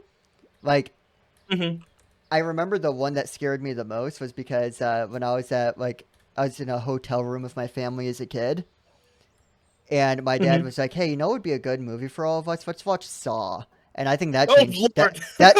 that changed me on a fundamental level. I don't think I ever got past the fear of being like, "Man, I hope I don't wake up there." I don't know. Man, I'm like that's 7 years messed old. up. I don't know what it takes to go there, man. But Yeah. Oh man, that's a rough one to watch in a hotel you said 7 years old. uh, 7 is my estimate. It may have been younger. Wow. I remember the only scene I liked was the scene like it was like in between the cutaways where like you see the characters talking outside, and I was like, I like that the sky's blue in this part that goes hard. I think they went off of that choice. I think that should have been the entire movie. I think they should be talking more really. So I am I'm not predominantly like a podcast person. I'm more of like hmm I make video essays and stuff like that, and hmm I want to because I've realized I have Iron Lung written on my whiteboard for like an example of an idea. hmm Uh, I have a video that I am planning about. And sorry to be talking about myself in a podcast where you're the guest, but No, that's fine. this leads into a question for you because I want to see if I am like misinterpreting something, or if I or like what the vibe is. Okay. I have a video I want to do about the optimism, like the true, genuine optimism that comes from situations that cannot be won. And one of the Oh, most, okay. like, ideas like, fighting for the gesture of it. What does it mean to not give up? Indomitable human spirit, yada, yada. hmm And one of the things that made that this video go from this would be an interesting idea to no, this has to go into production was the ending of Iron Lung, where hmm shit's bad, fish scares you, stuff sucks. Uh, there isn't even a Dollar General on the Blood Moon. You thought they would be everywhere, but there's a park. You would think, yeah. And I Those mean, things are everywhere. we've always seen the Blood Ocean. We don't know that there. We can't. We know that there isn't a Dollar General in the Blood Ocean, but we don't know if there isn't one on the moon. Yeah, true. But uh, there was a quote. It was like the the plant something along the lines of the planets are gone, the stars are showing nothing but ghosts. Like everything we know is gone, but somewhere beyond the veil there has to be hope. And I thought that was such a powerful piece of just like that hopeful writing of this can't be it. Hmm. I everything is saying that everything that we can see is saying that we are cooked, that we are witnessing the end of time. All we have is Hmm. ghost light, but there's got to be hope somewhere. I I kind of just want to know: am I wrong for interpreting it like that? Am I reading people just being desperate, not wanting to admit that they're cooked, or Uh, no, you're not wrong at all. Was that was the intent? Was yeah. Have you seen the movie? I have, and not trying to Okay, get brownie points from you, but I do have the movie poster hanging up in my living room hallway with my ticket stub framed nice. in it. So you know how the ending of the movie plays out then too. Um, so the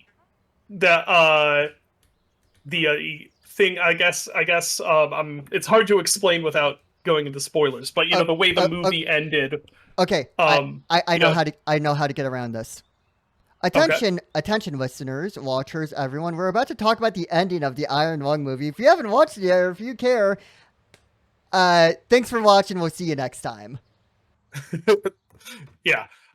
So the shot at the very end where the black box has made it to the surface and is shown being recovered, or implied to be recovered, I guess. Um, that to me was a extremely important part of the movie for that reason. That was actually one of the few areas where Mark and I um, weren't in weren't in complete. We had a slight disagreement on how it should go, because I thought it was important to have the moment of that moment be a symbol of hope. Um, so yeah, no, that's a exactly that was exactly my intent with that was um the idea of hope in the face of overwhelming what does GLaDOS say in Portal? Something like a over in an atmosphere of overwhelming negativity or something. But yeah, so that is exactly how I saw it. Like I watch I would say I almost primarily watch a lot of shonen anime where they are optimistic and while coincidentally they have exactly what they need to make it through. But I Hmm. do feel like some of the most powerful optimism comes from some of the most inspiring powerful messaging comes from yeah, no, it didn't work out for this character, but there's hope. Hmm. There's there's this the thing that started the thought process before like I really thought about that ending clip of Iron Lung was have you ever played Nier Automata? Oh, sorry, say it again. Nier Automata. No, no, I haven't. I should. It's one of those many games that's like I should play this at some point. Haven't.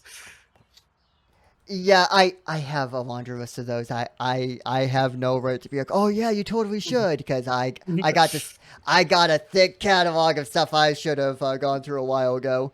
But Yeah.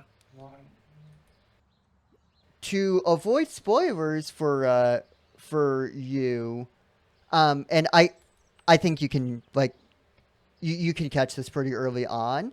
It's a Hmm. very hopeless situation Hmm. where it feels like I describe the point of the game as what do you do after you realize that your reason of living isn't there?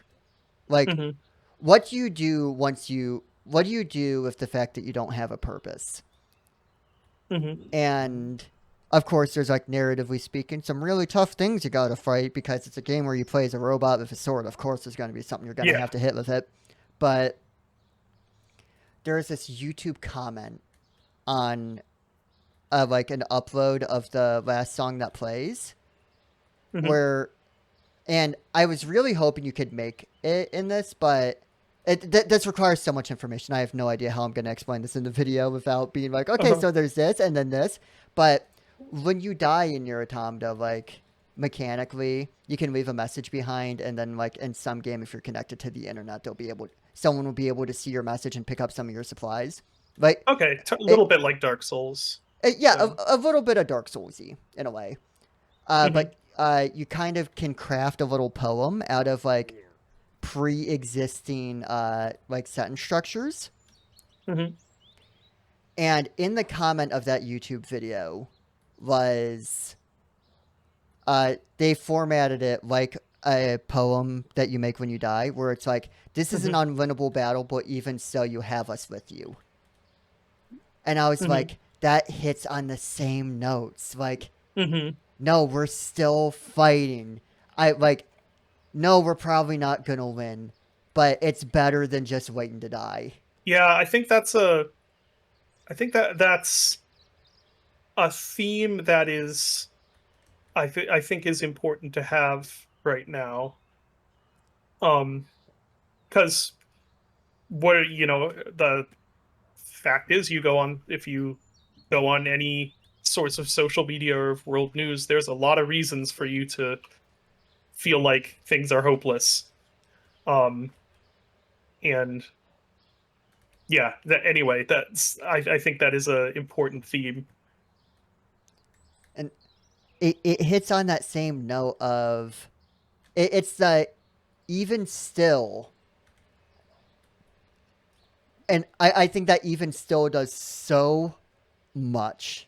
And Hmm. Iron Lung hits that note where Iron Lung is craft, like, does have that feeling. I was gonna say it's crafted, but I don't know. I mean, you know, but I don't know. Hmm. It feels like it is literally. It feels like Murphy's Law of the game of whatever the worst thing that can be happening right now is happening. Where Yeah. oh, we're in a submarine. Oh, but the oxygen is running out faster than we thought. Oh, we're in a submarine, but we can't even see outside. Oh, we're in a submarine, but the submarine isn't sealed anymore. Oh, we're in a submarine, and a fish got us out of that submarine. Yeah. But it still ends on that note of even so, there's got to be hope. And I think Hmm. that's so good. I think that's powerful in a way that is really hard to pull off because Thank you. because you're either you're either like hitting. Oh, and I also want to say shout out to picking this game. It's like the perfect gone fishing game because it's mindless, but it's not Yeah, yeah, worthless. Uh, yeah. it's it's mindless, but it's not substanceless. But Hmm. it's a lot of stories are either like, oh man, this is a story where bad things happen and bad things happen, and did you like that part where bad things happen? Or it's, yeah, we have to try our hardest. I mean, we're set up to win anyway. Like it was going to be a tough fight, but we had no reason to Hmm. believe that we were truly cooked. Yeah, I know it's either one or the other usually. I feel like Iron Lung hit that balance of we have no reason to think that we're not screwed, but let's keep trying. There's got to be hope somewhere. Yeah, yeah. Developer insight. Is there hope somewhere beyond the veil? Um, so I always I always thought there was. Yeah. That's always been my thinking. Um, and I'm I being love how you vague answered just that. because now that, now that the situation's different, I kind of see the Iron Lung universe as a thing that I have sort of shared custody over. If that makes sense, because it's really as much Mark's thing now as mine. Um, but yeah, I always saw it as a situation that somehow at some points that the graph would turn the other way and the line would stop going down. And I I love how you answered that. I think so. Mhm. I I love how there is no certainty of it, and you, someone who can, if anyone's omnipotent in what's going on with Iron Lung, it's I do think it's got to be you, Right. and I love that you're optimistic even when you don't know, when you are in charge of it. Oh, I for does the this is a significantly less interesting question, but I'm curious. Does a movie and game like share a universe? Like, can we abstract the information that we see in the movie and apply it to the game, or is it like there's a movie like they have a lot in common, but take what you see Um, in different places? well, it's it's kind of both right now because obviously there are some pretty essential differences between the game and the movie lore. Uh just also in terms of like what happens, there's different things that happen in the movie that don't happen in the game. So in that sense, I can they are separate canons. Um I guess right up until they're not is how I'd say it.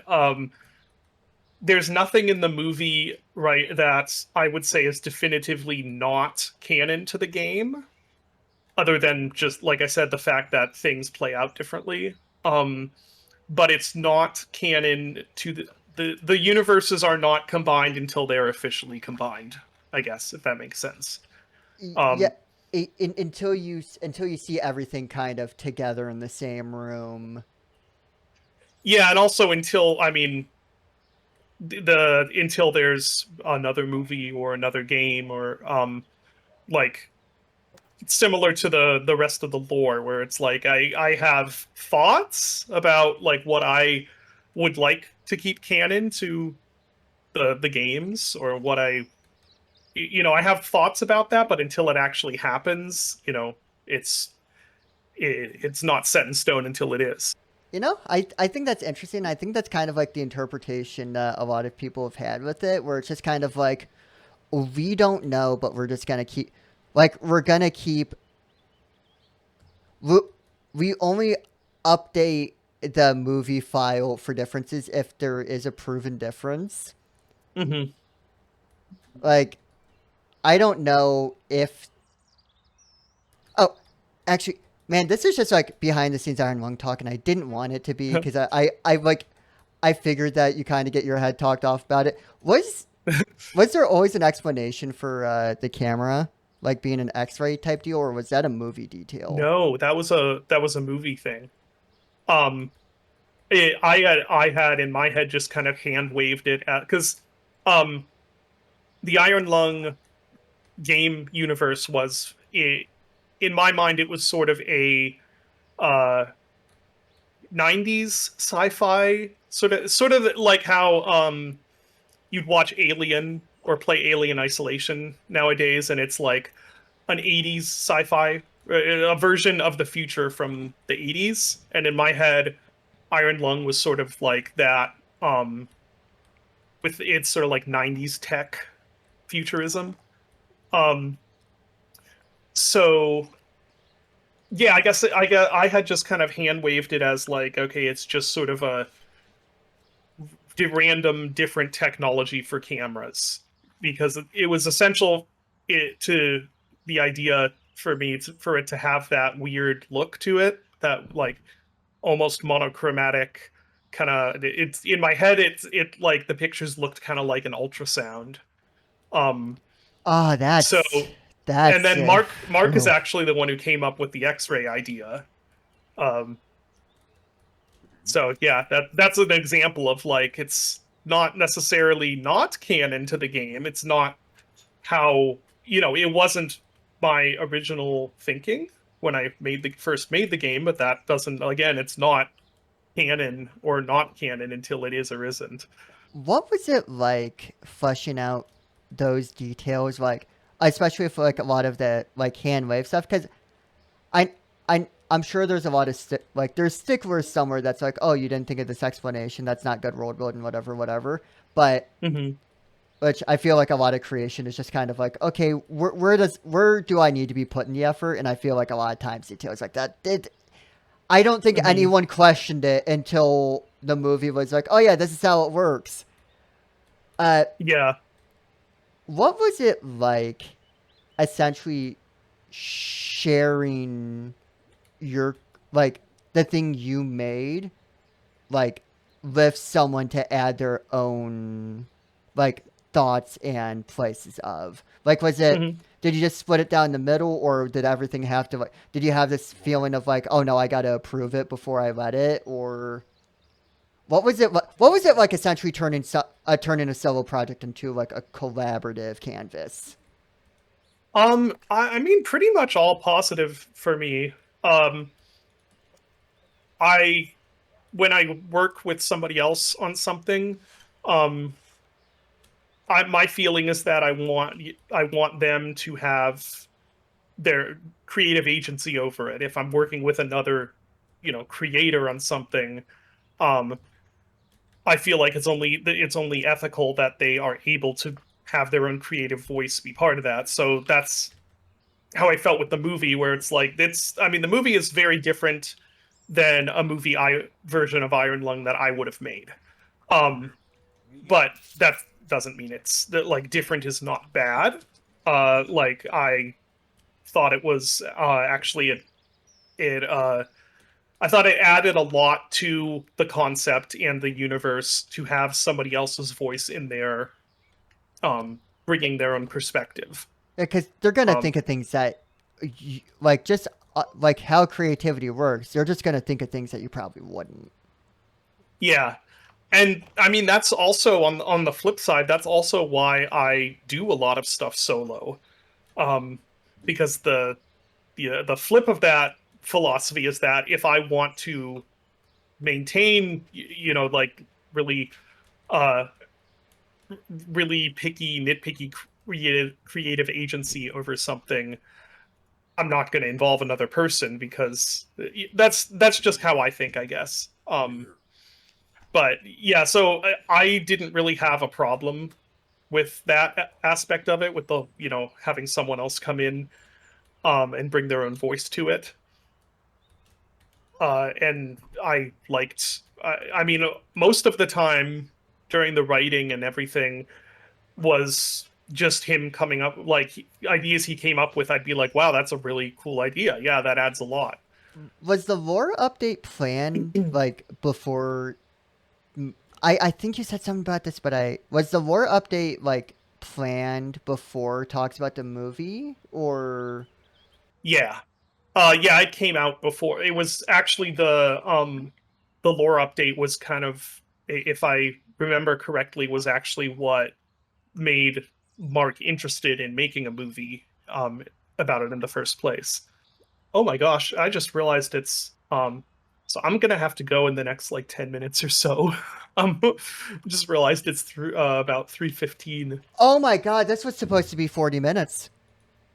Yo, that happens. I this with anything I do, it always goes over. I tend to talk a lot and go on tangents. So, uh, I couldn't have picked a better way for this to have gone because mhm, it like one of the reasons why this podcast exists is I feel like a lot of people have their kind of like stock creative perspectives, but mhm, I want this to be like, okay, I want to see like, because everyone goes things at it slightly differently in such a fascinating way. mhm. And I want people to be able to talk about it. So I love that this went from, oh yeah, here's what I thought the messaging. Here's how I interpret the messaging. Here's the creative routes. Here's how it felt when this happened. Golden Corral sucks. Jason X is good. Yeah. Yeah, I enjoy doing more kind of low key, more podcasty stuff like this. It fits a lot better with my tendency to go on tangents and make things go too long. And I I think it went incredibly, and I thank you so much for your time. Yeah, no problem. I appreciate you making time in your schedule for this because I do. I was because we were in the that indie games YouTube video together. Oh, the what, however many indie games in like in 2 minutes. That Yeah, one. Yeah. and I did milk inside a bag of milk at the start, Oh, okay. and I didn't you do Cruelty Squad? I did do Cruelty Squad. Yeah, that I think that's why it was fresh on my mind when we were talking about what to play for this. Yeah, I had the idea of being like, I can message him on Discord. I should ask, and then I waited to probably the time that you were the busiest to actually ask you. So I absolutely appreciate you taking the time and not forgetting because Hmm. we talked about this a while ago, and then life did that thing where it happened. So we're so, I was I don't know what it well, I guess I kind of know what it is. Ever since the movie came out, I have been so bad at getting back to people or like there's yeah, my I feel like my brain has been mush for the last however however long it's been, what, like 2 months or something. that. No. You see, you're like connected to a big movie industry now. So like, it's not that you're busy. It's just that you're better than everyone now. So like, Yeah, so that that's explains it. yeah. Yeah, no, I have always really tried to be good about like getting back to people and doing doing stuff like this when it isn't like um when it's not like a huge YouTube channel or something. It's a cool concept and something that'd be fun to do. Um, and it's sad that it's like a good problem to have, but I am sad that it's been getting harder and harder to be able to consistently do that just because of time and um constant mental faculties and stuff. Uh, it's how it goes. The further you spread, the less there is of you. But Yeah. so what I think we've figured out that we're both kind of chronic yappers. So let's slap a bow on this puppy. Sure. Uh, um, do you have any creative advice for anyone who wants to get started or has some form of ideas, or what's a piece of advice that you would have been great for you starting out? Oh man. It can be um game devs, it can be creatives, it can be people who hate Golden Corral. yeah. Hmm. Well, the biggest piece of advice that I always try to give people um about specifically getting started, or like if I'm asked how do I get into doing this, is like just start. Like, do not if you are somebody who wants to quote get into making games, there is no getting into it. You just start doing it. Like, grab Unreal Engine or Unity or Godot or something, download it, just start that it because it is weirdly common, I feel, for people to get so hung up on trying to begin things the correct way that they never begin them at all. um and I personally just I've never taken classes or anything in this. I just started trying to make game engines do things. Uh, so that's I feel like most people can probably do that also if you're really into it. So that's like the biggest thing I say. Apart from that, like something I wish I had known. I guess don't maybe this is a bit too specific or out there. Like, don't consider don't not think about the future, I guess. And I don't mean that in a responsible planning way. I mean more in like um your old stuff you've made. It doesn't just have one moment and then it's done. I know there was a period of time where I kind of considered everything I was making as just being sort of disposable. And it's like, okay, well, the release is done. It's out there. I'm, done. Mm. And as I've gotten older, I have started thinking a lot more in long term. like, I've been able to see that like the game that I made 10, 12 years ago still out there and is still selling, and people still play it and still like it. That's the weirdest part. Or no, actually, the weirdest part is when I'll sometimes talk to people and they'll say like, "Yeah, I'm a fan. My favorite game of yours is actually the Music Machine or Fingerbones." Even I've gotten a few Fingerbones fans. So I guess that's what I would say is don't uh don't be afraid of the stuff that you made in the past. I think that's. I think both of those are incredible things because in YouTube land, a lot of people will be like, oh no, I can't, I don't want to start until I know how to do this. And I'm like, dude, no one's gonna Hmm. watch anyway. No, you're not gonna get hate comments. Just start. It's the only way you're gonna learn. And there's also this culture of, oh, this video flopped, it failed, therefore that I wasted this time. Hmm. And as long as your creations don't go anywhere, you don't know. Hmm. Every day, someone could Yeah, be seeing your work for the first time. yeah. I think there is value in even if it is not setting on the world on fire. Like if one or two people are finding something you've made and appreciating it every if it's like one or two people a week, that's still one or two people. That's still valuable. And I think that is a great note to end on. So, when is the God from Scroll Stapler coming into Fortnite? uh I think I've said enough critical things of Tim Sweeney that that's probably not going to happen. Uh Not ruling out a Dead by Daylight crossover though. Oh, Or actually, no, in there I have actually had some talks with people about potential crossovers. I just remembered. So it oh. won't be God from Scroll Stapler, but you might be seeing some things in another thing at some point in I know that's extremely vague, but Number one, legality. Number two, this isn't where you want to announce it. I completely understand. Okay, I can't wait to see the submarine from Iron Lung in Mortal Kombat 2.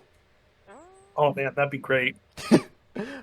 Actually, you know what? My favorite pitch for Dead by Daylight character is someone came up with the idea of having Bruce from Jaws as a killer, and there's just this pool of water around them that follows them. They're just sort of like floating. It's this floating pool of water in the air that the shark is in. That sounds really cool. Before we end, can I tell you my best idea for Dead by Daylight killer? Yeah. The live action Cat in the Hat. Oh man, that would be great. Yeah, that would. Yeah, and it would be Michael Myers.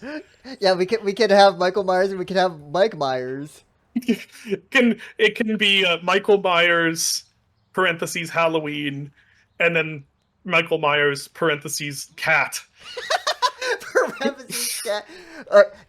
Are you closing your eyes and imagining the Mori where he grabs the pinata stick and it says "We'll be right back" and then it cuts out while he's bludgeoning?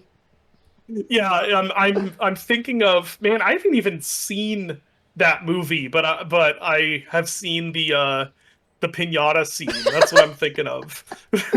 Yeah, I think that's his weapon. I think the pinata stick is his weapon. Or Yeah. I think he would have minions. Thing one and thing two would be like that person with the dog.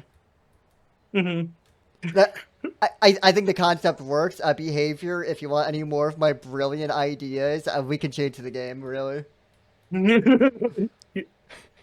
Well, I'm behind Cat in the Hat in Dead by Daylight. Definitely. we got 2 votes. We got 2 votes. How many more Yeah. do we need? All right. Thank you so much. Yeah, no problem.